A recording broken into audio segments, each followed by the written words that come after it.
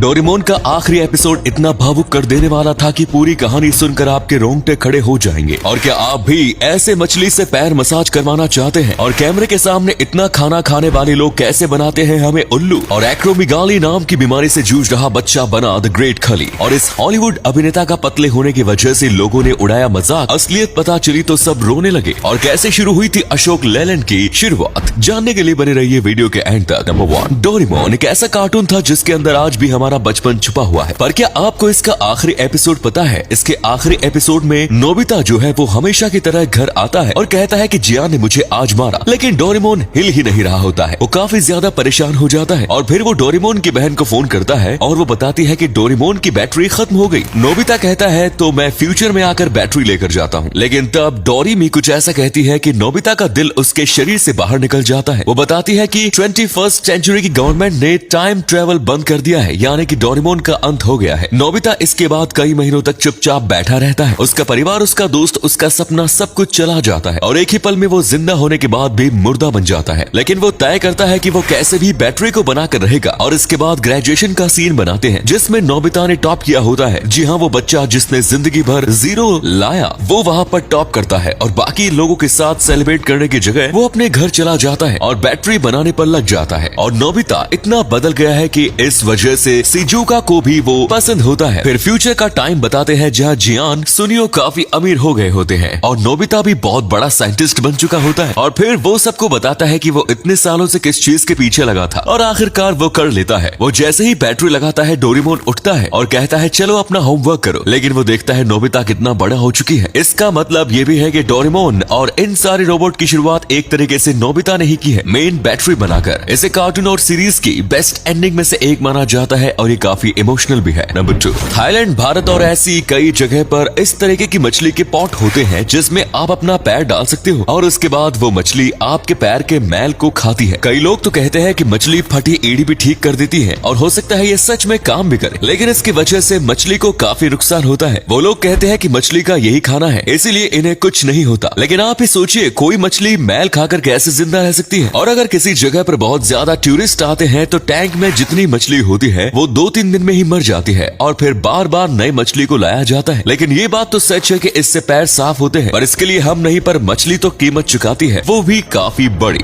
Number 3, अपने ऐसे videos देखे होंगे जिसमें ये लोग कैमरे के सामने किलो भर खाना खा जाते हैं। तो क्या ये सच है? देखा जाए तो नहीं, ये बस एडिटिंग स्किल है। आपने देखा होगा कि कैसे ये फटाफट खाना खाते हैं, तो बिल्कुल वैसे ही ये बस एक बाइट लेते हैं और उसके बाद उतने पार्ट को कट किया जाता है और ये इतना सारा खाना नहीं खाते हैं। इसके बाद भी इन्हें बहुत ज्यादा हेल्थ इश्यूज होता है और ये आगे जाकर ये उनके शरीर के लिए बहुत बेकार है। इसीलिए जो इस तरीके के वीडियो बनाते हैं उनका लाइफस्टाइल और बॉडी काफी अनहेल्दी होती है अगर वो जिम या फिर कसरत ना करे तो। द ग्रेट खली, इनका नाम भारत में कौन नहीं जानता। इनको देखकर ही अच्छे अच्छों की पैंट में सुसु निकल जाती है। बचपन में इनका जन्म काफी गरीब परिवार में हुआ था। इन्हें एक्रोमेगाली नाम की एक बीमारी है जिसकी वजह से बचपन से ही इनकी हाइट काफी ज्यादा बड़ी थी और बचपन से ही ये काफी ज्यादा खाते थे। ये बहुत ज्यादा गरीब परिवार से थे, इसीलिए इन्हें छोटी उम्र में ही काम करना पड़ा और उनके कद को देखकर एक पुलिस ऑफिसर भी डर गया था और फिर इन्हें खुद पुलिस ऑफिसर बनने का ऑफर मिला। तभी पुलिस बनने के लिए कोई एग्जाम में पढ़ाई नहीं होती थी और इसके बाद से खली की आर्थिक स्थिति अच्छी हुई और जहाँ वो जिम जाते थे वहीं से उन्हें कुश्ती में उतरने का ऑफर मिला। ये जब भी रिंग में कदम रखते थे तो सब डर जाते थे। 2006 में उन्होंने WWE के साथ कॉन्ट्रैक्ट किया और अंडरटेकर जैसे खिलाड़ी को बस 10 मिनट में हरा दिया। नंबर 5, ब्लैक पैंथर का किरदार निभाने वाले चैडविक बॉसमैन को तो आप जानते ही होंगे। ब्लैक पैंथर में इन्होंने बहुत ही कमाल का रोल किया था जिसकी वजह से उन्हें काफी शाबाशी मिली थी। लेकिन इसके बाद इनके सोशल मीडिया की फोटो में ये काफी पतले नजर आ रहे थे और ये धीरे धीरे काफी पतले भी हो रहे थे और लोगों का कहना है कि ये ऐसे बिल्कुल भी अच्छे नहीं लग रहे थे और यही कारण है कि उनको लोग ट्रोल भी कर रहे थे। तभी सबको पता था कि ब्लैक पैंथर 2 भी आने वाली है और लोगों ने कहा कि ऐसे ये बिल्कुल भी अच्छे नहीं लगेंगे, इसलिए इन्हें पतला नहीं बल्कि फिर से पहले जैसा होना चाहिए। लेकिन तभी किसी को भी नहीं पता था कि ये पतले क्यों हो रहे थे। ये इनकी मर्जी नहीं थी बल्कि इन्हें कैंसर था जिस वजह से इनका शरीर पतला हो रहा था और आगे जाकर इसी की वजह से इनकी डेथ हो गई। नंबर 6, आखिर आईने को कैसे बनाया जाता है? हमें कांच के आर पार दिखता है, लेकिन आईने को बनाने के लिए जो कांच तैयार होता है उसे लिक्विड टिन से धोया जाता है और फिर उसके नीचे सिल्वर या फिर एल्यूमिनियम की एक कोटिंग चढ़ाई जाती है जिसकी वजह से लाइट रिफ्लेक्ट होकर हमारे पास आती है और कांच के आधार पर नहीं जाती और कुछ इस तरीके से आईने को बनाया जाता है।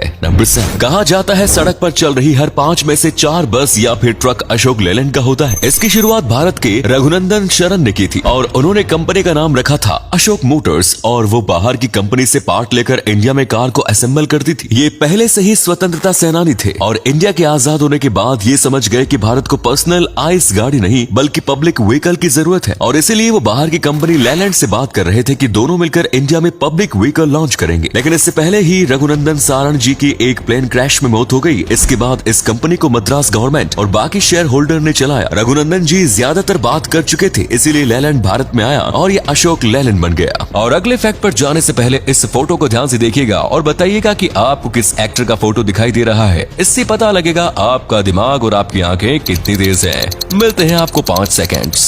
नंबर 8, अमूल ब्रांड का नाम भारत में बच्चा बच्चा जानता है, लेकिन बस भारत ही नहीं, भारत के साथ ये भारत के बाहर भी बहुत ज्यादा फेमस है और कई लोग अमूल के प्रोडक्ट्स का इस्तेमाल करते हैं। इसकी नींव सरदार वल्लभ भाई पटेल की गाइडेंस में रखी गई थी और आजादी के बाद इसने भारत की माल न्यूट्रिशन से लड़ने में काफी ज्यादा मदद की थी। इसी के साथ गोदरेज जो ब्रांड है वो भी भारत में बनी थी और इसे भी बाहर काफी ज्यादा इस्तेमाल किया जाता है। और अगर भारत का कोई ब्रांड बाहर सबसे ज्यादा पॉपुलर है तो वो है लैंड रोवर और रेमंड्स। इन दोनों भारतीय कंपनी के प्रोडक्ट फॉरेन में काफी ज्यादा इस्तेमाल होते हैं और ये वहाँ प्रीमियम प्रोडक्ट माने जाते हैं।